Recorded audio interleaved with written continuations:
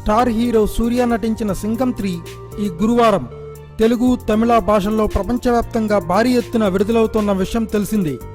సూర్యకు ఉన్న ఫాలోయింగ్ దృష్ట్యా సుమారు 2000 థియేటర్లలో సినిమాను విడుదల చేసేందుకు టీం సిద్ధమవుతోంది.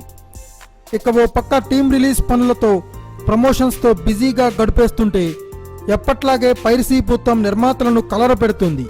తమిళంలో చాలా సినిమాలు విడుదల రోజు సాయంత్రానికే ఆన్లైన్లో ప్రత్యక్షమవుతూ ఉంటాయి. ఎన్ని జాగ్రత్తలు తీసుకున్నా ఇది నిరంతరం జరుగుతూనే వస్తుంది. ఇక తాజాగా పైరసీ సినిమాలను సేకరించే సైట్ అయిన తమిళ్ రాకర్స్ నిర్మాతలకు ఓపెన్ ఛాలెంజ్ విసిరింది.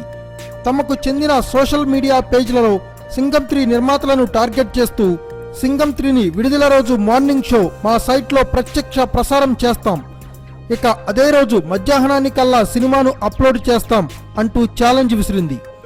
దీంతో వెంటనే స్పందించిన టీం తగు చర్యలు తీసుకుని సైట్ను బ్లాక్ చేసింది.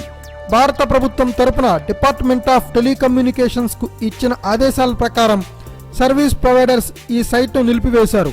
పైరసీ భూతం ఏ స్థాయికి చేరిందో ఈ ఒక్క సంఘటన చూస్తే ఇట్టే అర్థమైపోతోంది. హరి దర్శకత్వంలో తెరకెక్కిన ఈ సినిమాను స్టూడియో గ్రీన్ సంస్థ నిర్మించింది. Thanks for watching. Please subscribe our channel.